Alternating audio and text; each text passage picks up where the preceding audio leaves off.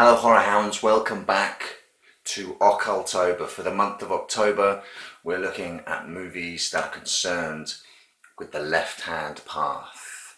And today, we are going to be looking at our second Hammer horror film and Hammer's second adaptation of a Dennis Wheatley book. We've previously looked at The Devil Rides Out, and now we're going to have a look at To the Devil a Daughter. Received wisdom has it that this film killed Hammer until it resurrected in a new form many decades later. It was certainly the last film they made for a long, long, long time that the original Hammer made. Legend has it, received wisdom has it, that it's a stinker, that it's an awful adaptation, that it's an awful film, and it's one of the worst films that Hammer have ever made. The thing about received wisdom is that it's quite often bunkum. Generally, this film gets trashed. It is superb. If you want a nasty, satanic, proper occult film, this is it. Maybe some people don't like it because it doesn't have the feel of a Hammer film, but by this time the world had moved on. Hammer was playing catch up. That's a fair accusation to level at the studio. The Texas Chainsaw Massacre had come out, Rosemary's Baby, The Exorcist, The Omen even, I think. Horror was now brutal, real, and in our world, recognisably in our world. And the Hammer of old, when they burst onto the scene, they gave us something fresh, lush, gorgeous colour palettes, a sexiness to the stories that had previously been seen in black and white, but the world sort of moved on without them moving with it. It's fine, their place in horror cinema history is assured, but some people see this as a weak attempt to keep up with the Joneses. If that's the case, it's a successful attempt. This stands with Rosemary's Baby, to my mind. It stands with The Omen, certainly. Perhaps not The Exorcist. But what does, if you haven't seen To the Devil a Daughter and don't want to be spoiled, if you've heard that it's trash and so have avoided it, it doesn't feel like a Hammer movie. Don't come to this expecting corsets and diaphanous gowns and waistcoats and gold-trimmed horse-drawn carriages. This is happening in the modern day, as in 1976. It's happening on location, and it's happening for real. It's one of Christopher Lee's best performances. It's one of Christopher Lee's scariest performances. It's one of Christopher Lee's most mesmerising and truly diabolical performances. There are a couple of scenes in this where just the look on Christopher Lee's face, hand to God, chilled me. He's scarier in this, dressed as a priest, than he ever was dressed as Dracula. There's quite a little coup de théâtre at the start. It begins with us watching Christopher Lee's priestly character being excommunicated. But then as the story unfolds, very much with a show don't tell attitude. This is really economical filmmaking. Some people might sit there and be scratching their heads as to what's going on for the first chunk of the movie, but the movie is laying out its stall and showing you what's going on rather than have people discuss it. And there is a mystery there, and it does develop really organically, I feel, for the vast majority of the movie, apart from the denouement.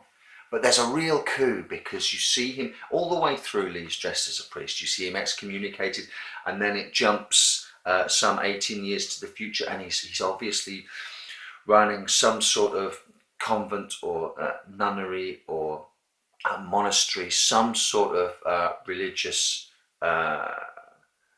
order, and there are nuns with him, as we've seen, and a young sort of novice nun being sent from Germany to London, and all the trappings and all the accoutrements of the church that we see signify them to be the good guys, because that's what we've been programmed to accept, not just in movies like The Exorcist, but through thousands of years of sort of church teaching or indoctrination. So when the switcheroo happens, and we realise that from the point of view of our heroes, he's the bad guy, he's a Satanist, a devil worshipper, a heretic, and the blasphemy he's performing is the thing that needs to be stopped from his character's point of view. That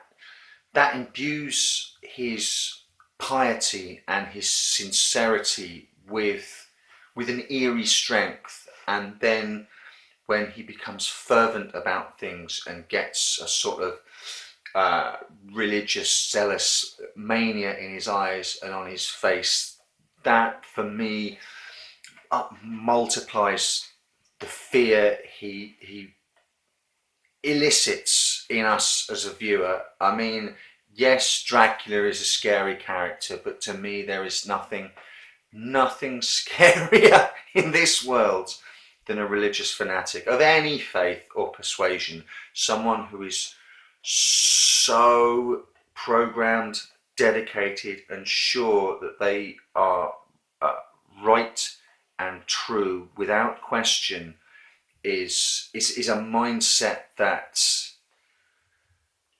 is human yet completely alien to me.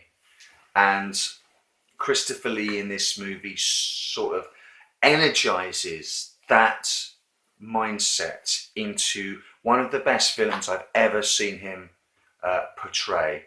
I was really impressed with the magic in this, the black magic, the rites.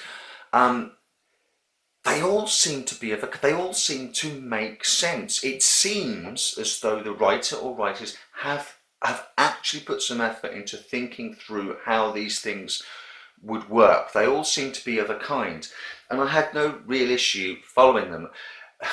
Magic can often be used as a lazy shorthand for getting things to happen, but in this, all of the rites seemed to revolve around using a proxy or an avatar, something to stand in for the thing that you're trying to influence at a distance with your magic. All the way through, from the very small to the grand, from the micro to the macro, the magic all works of a kind and is of a sort with itself. Very impressive, very, very impressive, and some of it is nasty. I mean, some of the nastiest stuff I've seen for a long time. The birth scene is, what's implied is horrible. I mean, horrible. Some of this stuff, the scene at the very end with the which Christopher Lee describes as an obscenity, wasn't in the script. I don't think. Part of the ending that they cobbled together that he wasn't aware of until he saw the film, which would be, there's this little homunculus thing. It's not the baby conceived and born to be sacrificed, because we do see that. I mean, there's a baby that gets its throat slit, a newborn baby that gets its throat slit in this movie. This movie doesn't hold back, but Nastassja Kinski has some visions of this. It's a shonky honky puppet. It doesn't look very good. In fact, it's probably a holdover from the actual book. where the vicar in that is more concerned about sacrificing the girl to give life to a homunculus that he's created, uh, rather than ascending to godhood. So she keeps seeing this weird little homunculus creature, which is a sort of visual stand-in for a sort of mash-up between the baby that's to be sacrificed so she can be rebaptized as Astaroth, and a sort of homunculus thing. There's a scene where she seems to accept Astaroth into herself by literally accepting this bloody, befouled, newborn, mewling thing into herself. And by into herself, I mean into herself. So there's no pussyfooting around the dark magic and the real extremes, that this film goes to. The film bears very, very little resemblance to Dennis Wheatley's book that I finished reading a couple of days ago so I could compare the film to the book. Wheatley was very, very, very angry that the film was so radically different to the book. I don't necessarily see that as a bad thing whatsoever. The book is not that great. I'll be entirely honest with you. As with The Devil Rides Out, although maybe to a lesser extent, it is riddled with some very old-fashioned views on race and gender that are just so uncomfortable these days. Like I mentioned in the book, it's sort of set in two. The first half on the French Riviera, the second half back in England, with a quick nip back to the French Riviera for the culmination of it. Hammer, who was certainly attempting to play catch up with the films of the day, aren't really going to look too far backwards to a book that was published a decade or more previous to that, and already had a sort of old-fashioned feel to it. So they took the name and some of the notions and fashioned something much more modern, with a much more cynical and nasty sensibility to it. And the reason they did it, let's be honest, with To the Devil a Daughter, is because Wheatley had offered Christopher Lee the use of the rights for free, and by this point Hammer Studios were in such financial straits, such desperate, close to ruin, and after this film, actual ruin, that the only real going concern that they could possibly have had was to have adapted something where they wouldn't have had to have paid a penny towards it. So the free rights to something would have been like manna from heaven for them. It's been unfairly maligned for 40 years now. Give it another go if it's been a long time since you've seen it. Watch it with a view to it being a film of the mid-70s rather than a Hammer film, because it doesn't feel like a Hammer film. It's a weird sort of historical document. You're watching through it thinking, most of the time, thinking with an eye to how empty the motorways are, how little traffic there is, that Richard Widmark's got a flat at St Catherine's Dock in London, and in the back of your head you're thinking, how many millions would that flat cost you now to buy, that some relatively successful author could supposedly buy in this film. So possibly time may well have distanced it from the rest of the Hammer canon, which is a time capsule in and of itself of horror cinema. You will be quite surprised how full-throated this is.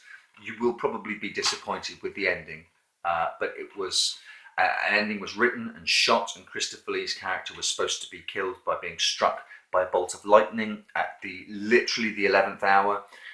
Some of the producers pointed out that Christopher Lee went out in exactly the same way in The Scars of Dracula, so something really had to be cobbled together from pretty much footage that had already been shot. So it's fairly nonsensical at the end, but even the filmmakers hold their hands up to that. But the ride to get there is one of the most sincerely devilish in the series of films that we've seen for Occultober. And I would highly recommend this to anyone who's interested in films about the devil or Satanists or devil worshippers or any occult films of that nature. It's truly powerful, in my opinion. It doesn't deserve the ire and the hatred it gets. Yes, it was a troubled shoot. Yes, it was a troubled script that was being written on the fly or rewritten on the fly. Sometimes out of those dire straits comes something quite special. More often than not, you'll get a turkey. But To the Devil a Daughter is absolutely not a turkey. I'm going to stop talking now because I think I've made my point that I'm a fan